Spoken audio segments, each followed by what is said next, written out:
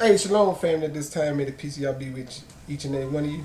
Yes, this is a very important video once again, brothers and sisters. At this time, we're getting into when the third temple be built. The third and final temple, brothers and sisters, be built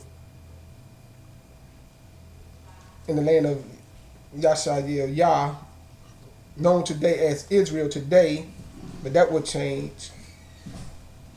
The name of the capital city will change, brothers and sisters, back to its origin. So it's very important. We come from the prophet book Ezekiel chapter 45, where I left off in part 2. But here, so we're going to pick up from there, brothers. I'm reading it from this translation from the scriptures, so you can read almost from word for word. Like I'm going to give it to you today, brothers and sisters. So it's very important that we look at this. We're talking about the third temple and events that are going to take place when the third temple be built. Yes, by us. So that's very important, brothers and sisters. And so what I'm going to show you is very important because in this, it dispels all the lies that have been told to us and taught to us by the unclean spirits. Yes, that roam this earth at this time, brothers and sisters. We've been indoctrinated with unclean spirits other than the spirit of Yah. That's why Yah is so wise. He sent us out for punishment. He removed our rich heritage. And even the spirit we had of Yah left us. Matter of fact, the spirit we had from Yah already left us. That's why we got put out of the land. See, the spirit of Yah, I'm talking about, is the spirit of knowledge. Because all his creation have the spirit that gives life. The breath that gives life from him. The Ruach. But when you talk about knowledge, and that's what was always all y'all forbid for us, even when they came out of Egypt. He told them, when you go in the land that you about to take and possess, do not walk in their ways. See? In their spirit, Ruach. Because it was not of Yah. And that's exactly what our ancestors done and why they got put out of the land. And why they never had nobody to deliver them. No Savior ever came.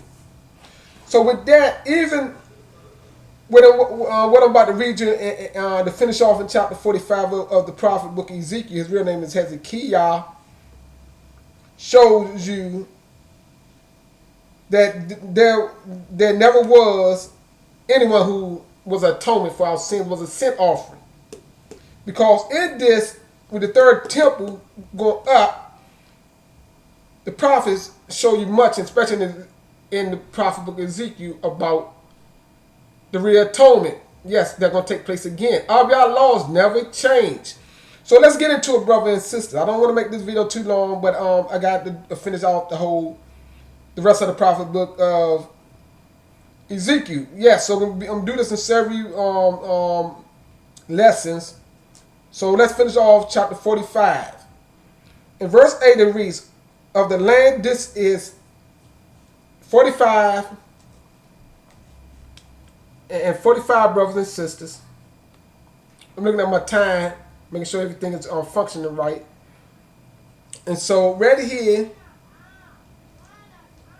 in verse 8, is that of the land, this is his possessions, and YAH, and my prince shall no longer oppress my people.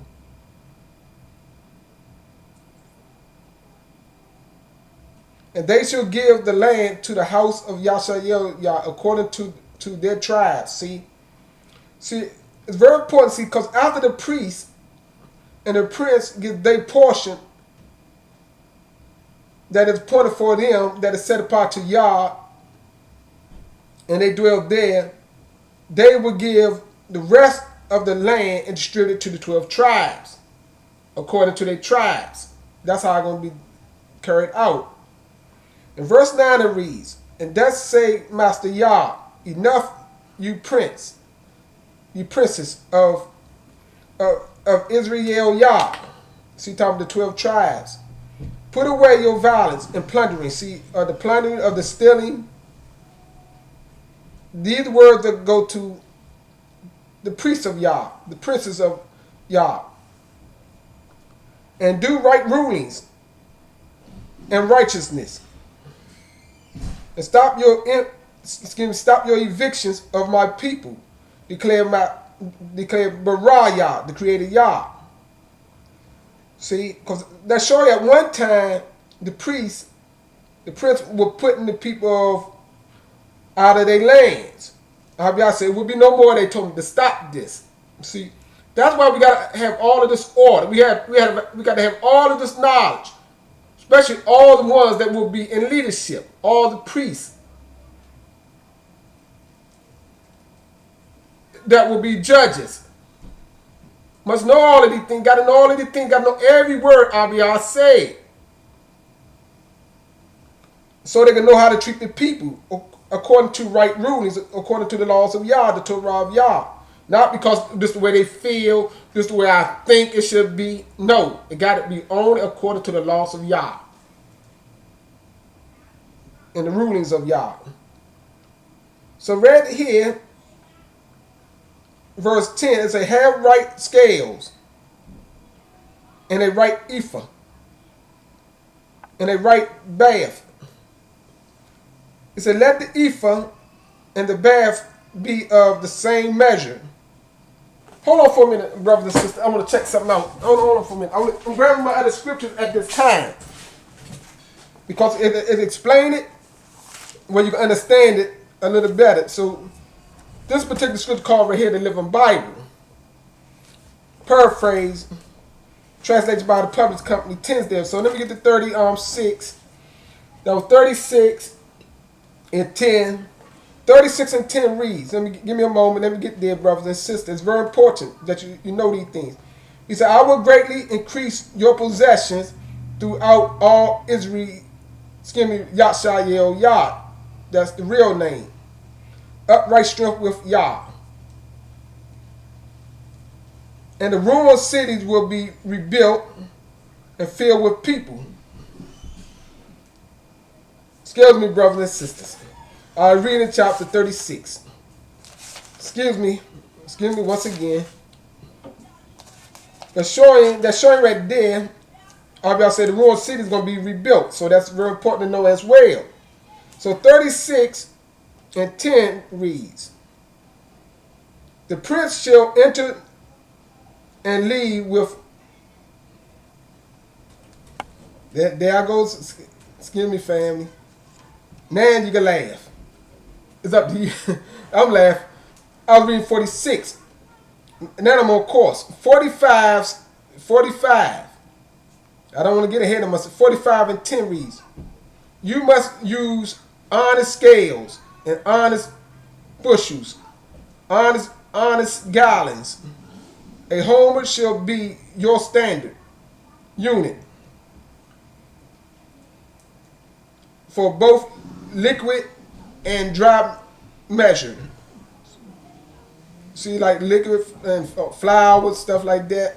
It said a homer was about 220 light trees, or 6.5 bushels. So it's a liquid or dry measure. Smaller units shall be the ephah, 1/10 of a homer for dry measure, and the bath 1/10 of a homer for liquid. 12, it said the unit of weight shall be the silver shekel, about ½ an ounce. It must always be exchanged for 20 gerahs, no less. 5 shekels shall be valued at 5 shekels, no less, and 10 shekels at 10 shekels. 50 shekels shall always equal 1 manah.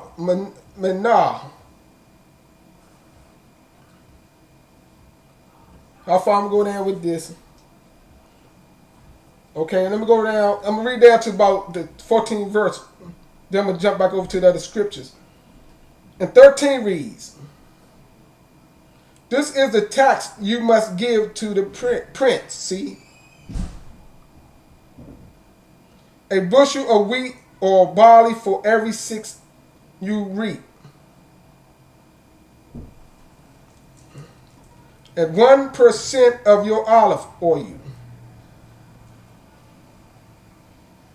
And from each 200 sheets of all your flocks of YAH, give 1 sheep. You see that? See the blessings of Yah will be upon us.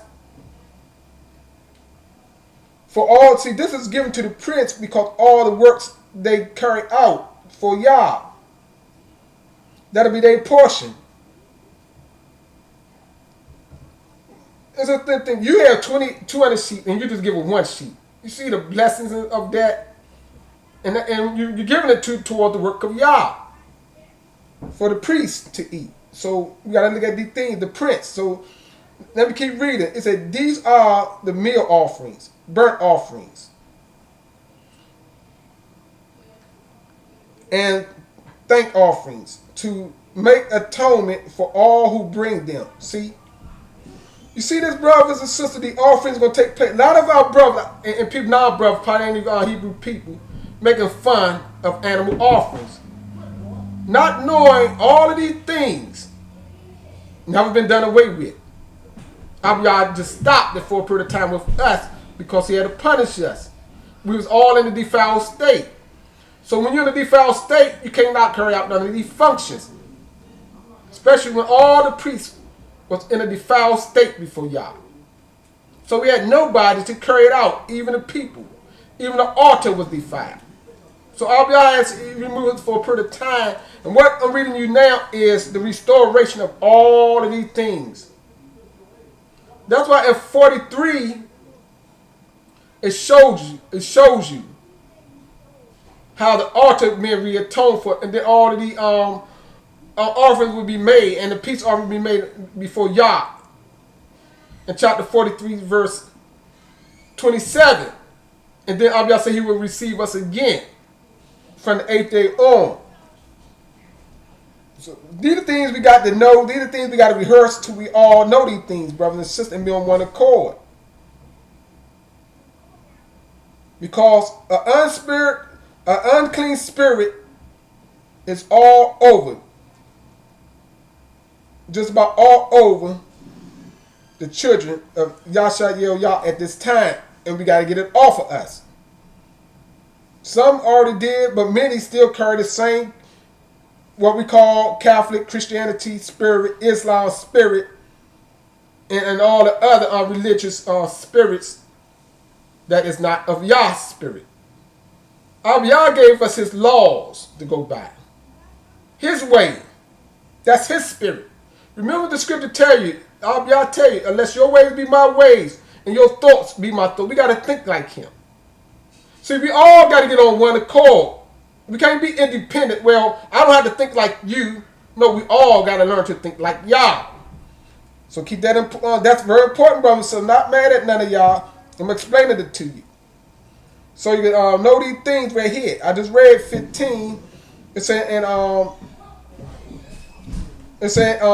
let me go and read the portion of it again, 15 again. And from each 200 sheep and all your flocks in YAH, give him 1 sheep. And these are the meal offerings and burnt offerings and thanks offerings to make atonement for those who bring them, says Yah al-Barak. So with that, brothers and sisters, I can read it all out in this scripture as well. Let me go ahead and read it out because the bases say the same thing. So that's verse 15. Verse 16 reads, it said, all the people of YAH shall bring their offerings to the priest. You see that? To the prince, excuse me. To the prince, see? So we require to bring all our offerings to the prince. 17 is saying the prince shall be required to furnish the people with offerings for the public worship. You get that? I'm busy at this. Oh, excuse me, fam. I'm busy at this mall. I can't come out right now. And it's important. I said, that's my brother. He having a problem with my son. Excuse me, family. So right here, it said the prince shall be required to furnish the people with offerings for the public worship, sin offering. You see that? It said the prince shall require to furnish the people with offerings for public worship, sin offering. You see that? So keep that in mind right there. Remember, in what they call the New Testament, falsehood, and a book they call Hebrews chapter 10, they tell you this one came to die for you and was a sin offering once and for all. Right here, Yah tells you through the mouth of the prophets that the prince should be required to furnish the people with the offerings for public worship, sin offering, burnt offerings, meal offerings, drink offerings, and thank offerings to make reconciliation for the people of YAH. You see that? You see that? It's right there. All the see in verse 17, brothers and sisters. If anybody love Yah, if anybody want to be close to Yah, you got to believe his words and get the prophets. And when you see somebody else's words contrary to this, you know it cannot be true. Yah do not change. He said he changed not. He said, he is one and his name is one, brothers and sisters. And y'all going to understand this. Y'all going to know this one day. The Yah never changed that law. He just stopped it with us in Hosea chapter 2, verse 11 for punishment.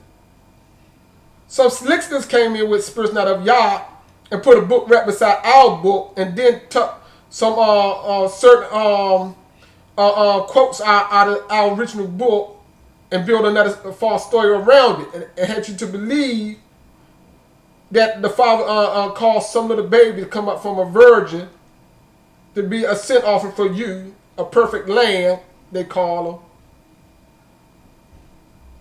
This is what you believe in your heart, and that's the faith you have. But that faith is not of Yah. This is the faith right here of Yah right here, brothers and sisters, that's going to be repeated over, and over again forever. He changed not. Right here from the prophets. So right here,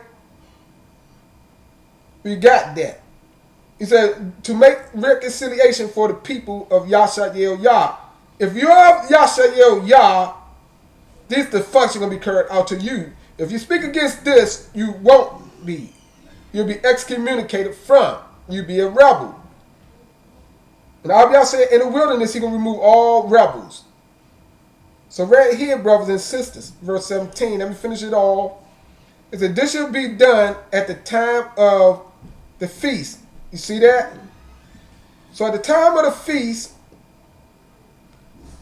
this function is going to take place, especially on that feast called the Day of Atonement.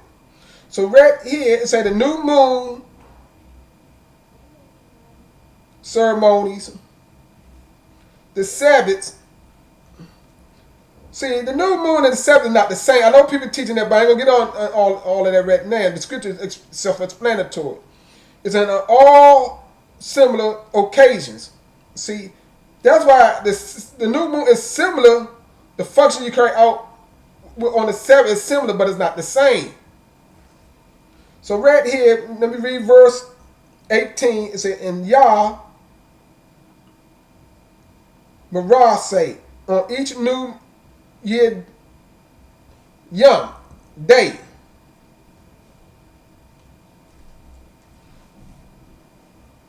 So we got, it said, on each New Year day, offer a young bull who with no blemish. You see how I keep saying no blemish? See, what God has put out of the land, our ancestors, the priests and all, was offering young bull to Abba Yah. See, he specifically say no blemish, with no defects, to purify the temple. You see that? It said the priest shall take some of the blood of this sin offering. You see that? And put it on the doorpost of the temple.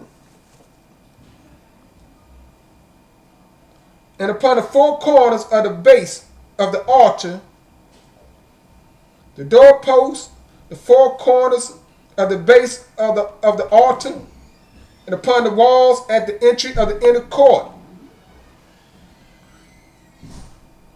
Do this also on the seventh day of that moon. See, on that moon, for anyone who has sinned through error or ignorance. You see that? And also, the temple will be cleansed. See?